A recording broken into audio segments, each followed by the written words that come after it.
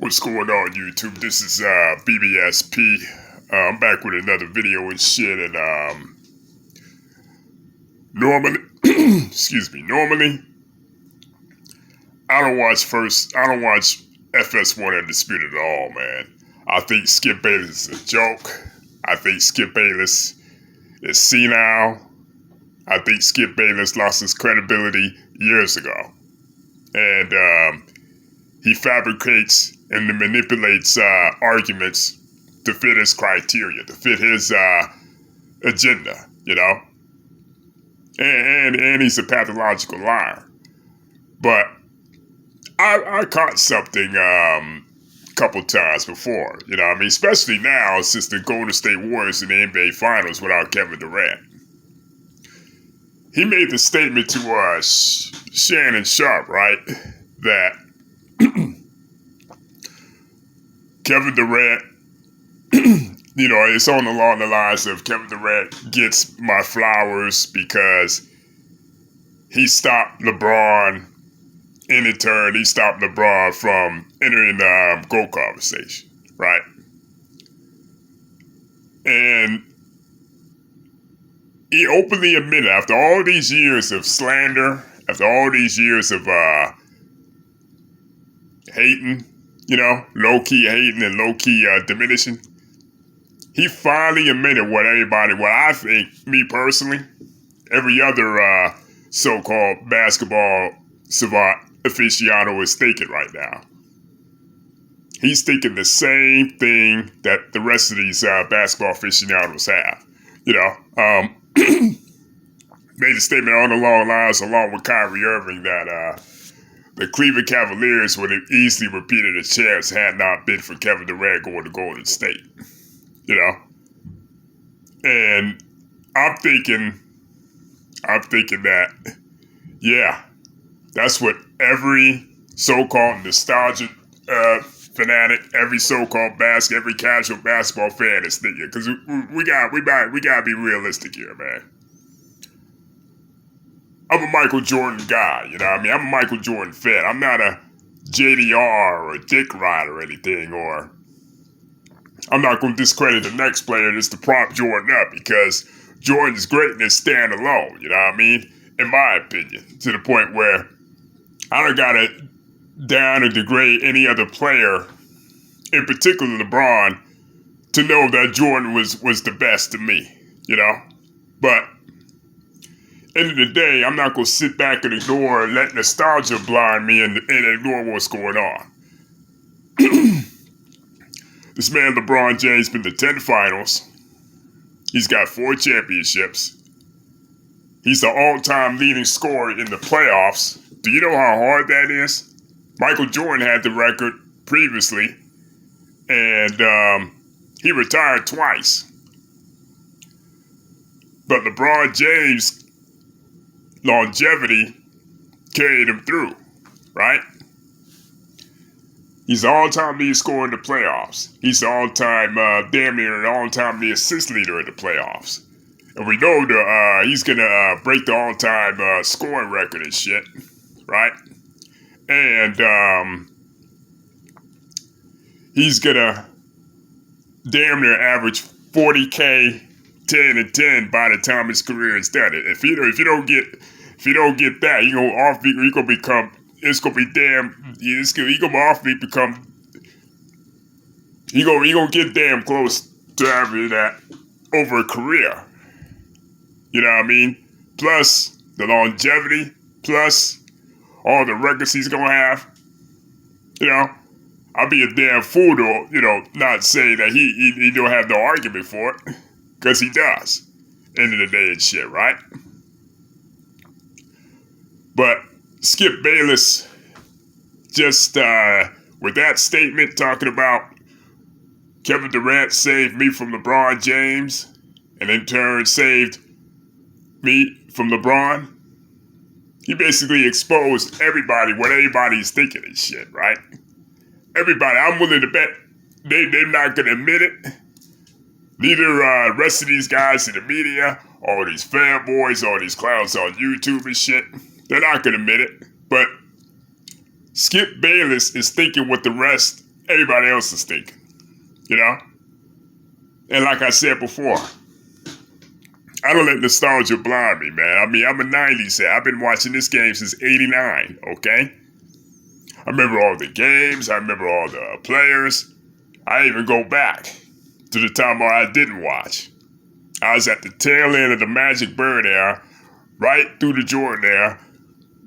Every great player. Shaq, Durkin, Kobe, Olajuwon, Karl Malone, John Stockton, Reggie Miller, you name it.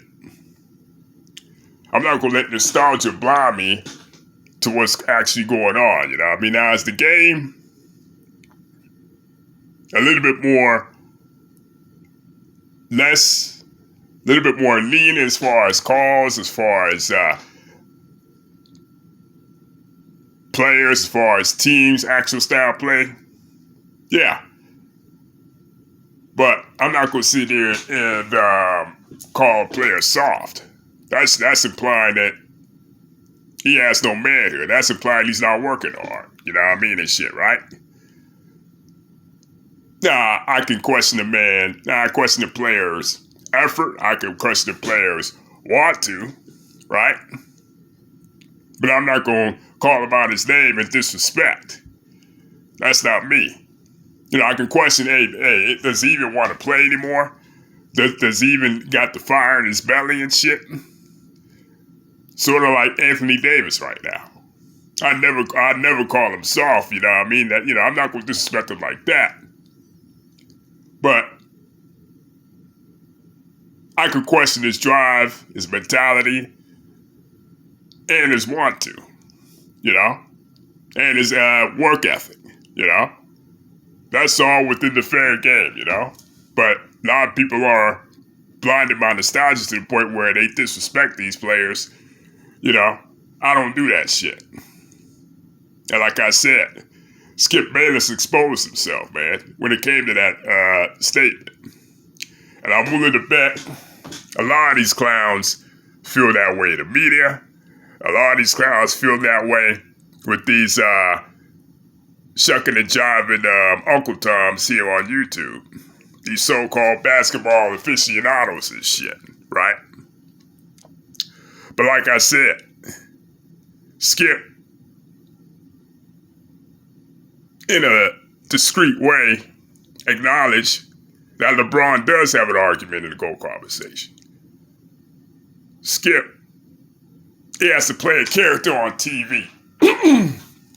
And like I said before, he stopped being a journalist years ago. He's a character on TV now. That's why I don't take what he says nowadays seriously at all. You know, it's damn near comedy at this point. You know, I look at some of the videos on YouTube here and I just laugh at that shit. You know, because people think he's actually serious when you gotta see through the bullshit. Okay? You know? But the dude's Skip Bayless been credibility been shot. Skip Bayless's credibility been shot, you know? He doesn't know more basketball than I do, or any of us here that cover the game, you know? Even though he's covered it, he's like 71, whatever, 70 years old, whatever, and he's covered the game and when he was a part of the media, actual media, not making a character of himself on TV, playing a character and shit. So, I'm willing to bet behind closed doors, he respects LeBron James as far as, you know, actual ability on the basketball court. But because he's kept the narrative alive for so long and people fed into it, namely the so-called Michael Jordan fans, the JDRs, you know, and a lot of Michael Jordan fans are casuals, man. A lot of these people, they weren't even watching the goddamn game in 1989. They just, they didn't watch the game when I started watching this shit.